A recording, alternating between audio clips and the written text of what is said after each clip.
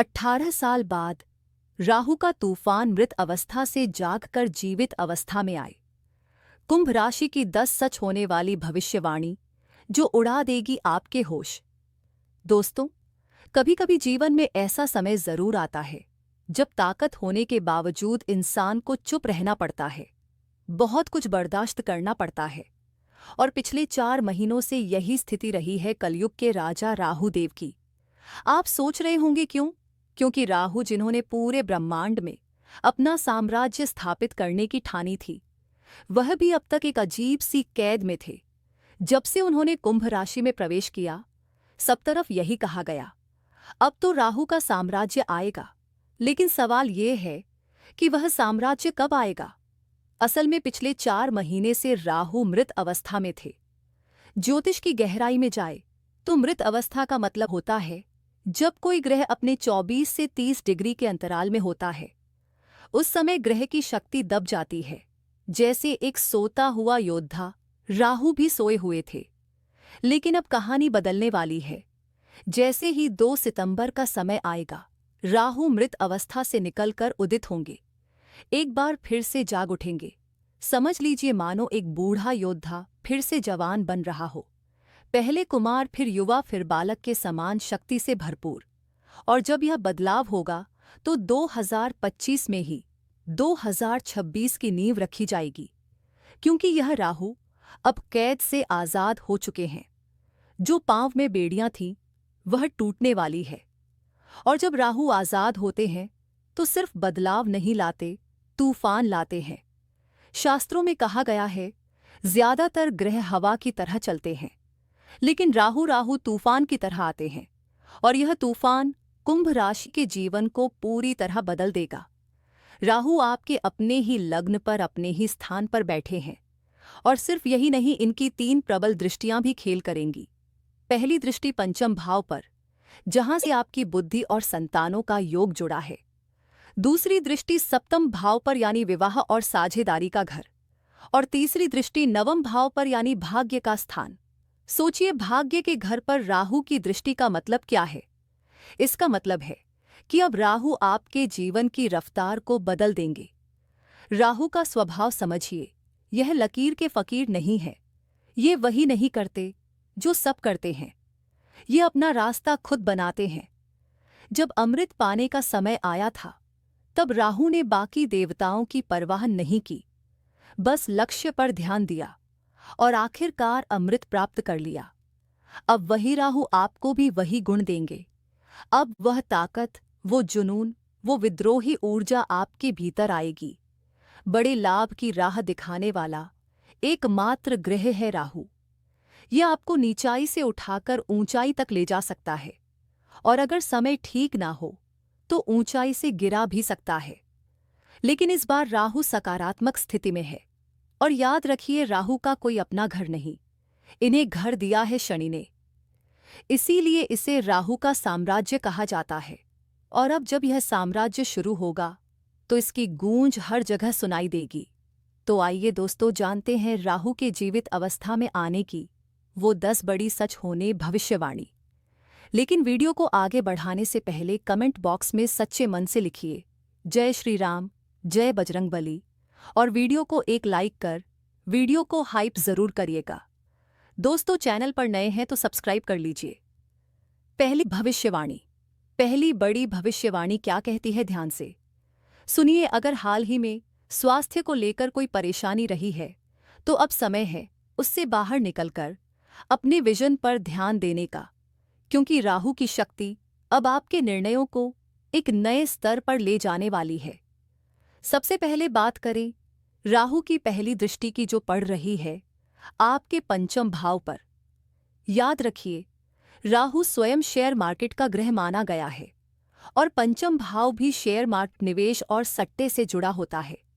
ऐसे में यह दृष्टि इस बात का संकेत है कि अगर आप स्टॉक मार्केट, ट्रेडिंग या किसी प्रकार के निवेश से जुड़े हुए हैं तो आने वाला समय आपके लिए बड़े लाभ का द्वार खोल सकता है। सिर्फ यही नहीं, पंचम भाव कला, क्रिएटिविटी और बुद्धिमत्ता का भी प्रतिनिधित्व करता है। अगर आप किसी कलात्मक कार्य, डिजाइनिंग, कंटेंट क्रिएशन या ऑनलाइन प्लेटफॉर्म पर काम कर रहे हैं तो राहु की यह दृष्टि आपको अभूतपूर्व सफलता दिला सकती है।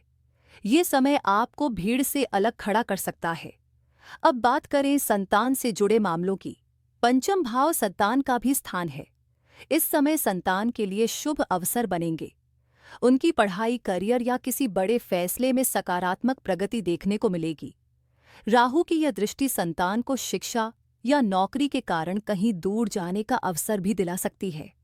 पंचम भाव ज्ञान का घर है। राहु की दृष्टि यहाँ एक अलग ही प्रकार की तीव्रता लाती है। जैसे देव गुरु बृहस्पति जहाँ दृष्टि देते हैं वहाँ वृद्धि होती है, वैसे ही राहु की दृष्टि जहाँ जाती है वहाँ वृद्धि तो होती है, लेकिन सामान्य नहीं, अत्यधिक वृद्धि होती है। यानी यह समय आपके जीवन में बड़े बदलावों का संकेत है। अब यह समय छोटे मोटे निर्णयों का नहीं है। राहु का प्रभाव आने वाले दिनों में आपको ऐसे बड़े निर्णय लेने के लिए प्रेरित करेगा जो आपके जीवन की दिशा बदल सकते हैं। यह राहु के तूफान का असर होगा। अब आगे बढ़ते हैं राहु की दूसरी दृष्टि की ओर, जो पड़ रही है सप्तम भाव पर, और यह दृष्टि भी कमाल करने वाली है। दूसरी भविष्यवाणी। कुंभ राशि वालों, ध्यान से सुनिए। अगर आप बिजनेस कर रहे हैं या किसी व्यापारिक कार्य में संलग्न हैं तो अब समय है राहु की दूसरी दृष्टि को समझने का, क्योंकि यह दृष्टि सीधे सप्तम भाव पर पड़ रही है। और ज्योतिष की भाषा में सप्तम भाव का मतलब है साझेदारी, व्यापार, दाम्पत्य जीवन और बड़े समझौते। राहु की यह दृष्टि संकेत देती है कि आने वाले समय में आपके व्यापार में नई ऊंचाई देखने को मिलेगी।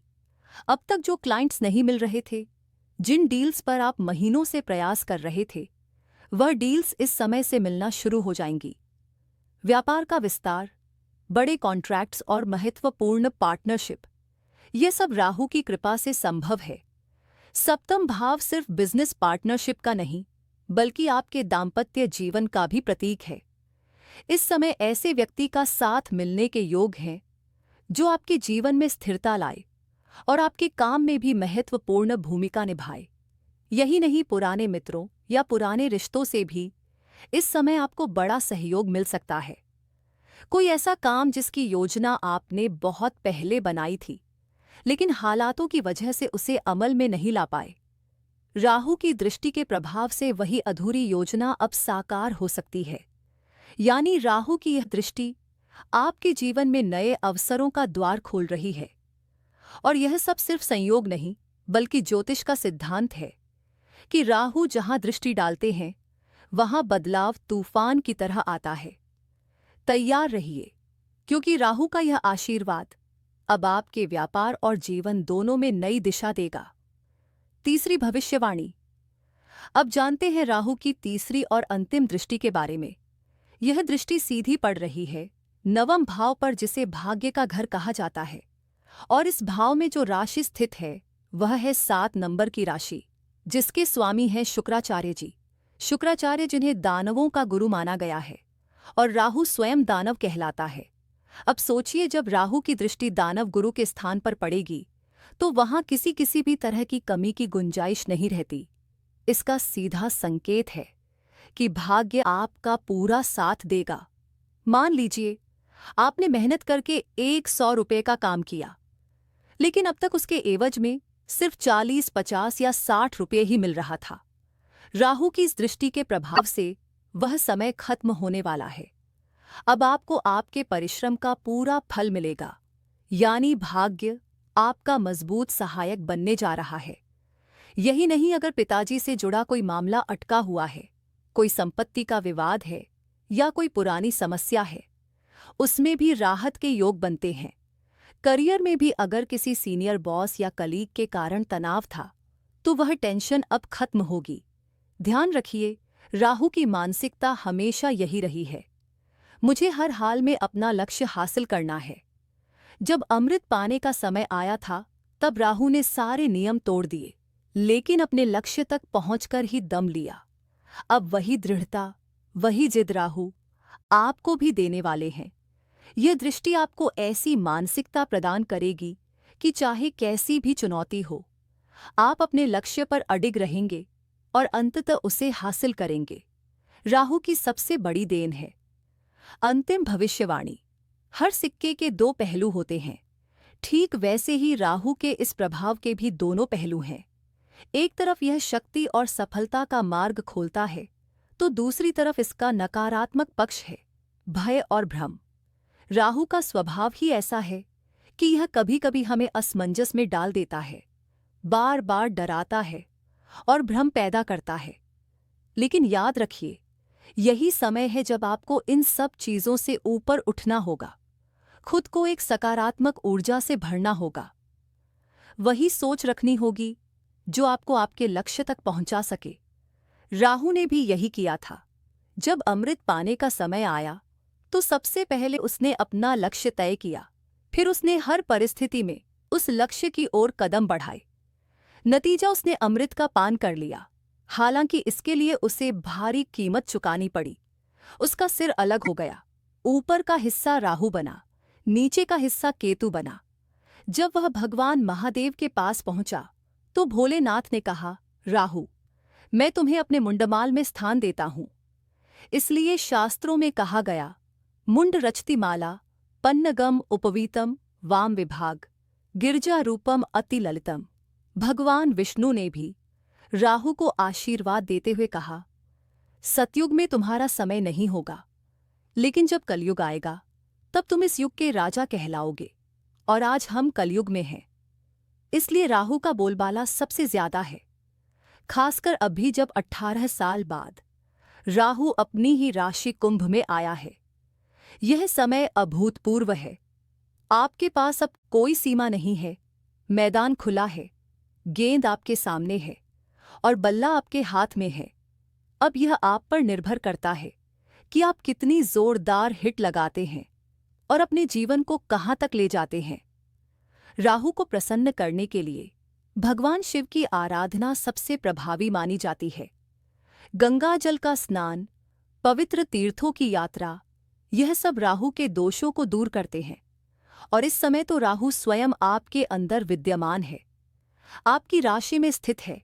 इसलिए जब भी नहाएं, पानी में कुछ बूंदें गंगा जल की जरूर मिलाएं। इससे राहु का सकारात्मक प्रभाव और भी मजबूत होगा, भाग्य की प्रबलता बढ़ेगी और करियर में नई शुरुआत का मार्ग खुलेगा। उम्मीद है आपने इस ज्ञान को समझा और इसे अपने जीवन में अपनाएंगे।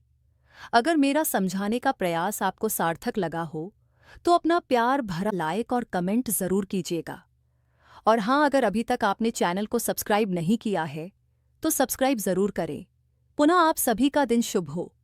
भगवान महादेव का आशीर्वाद आप पर बना रहे।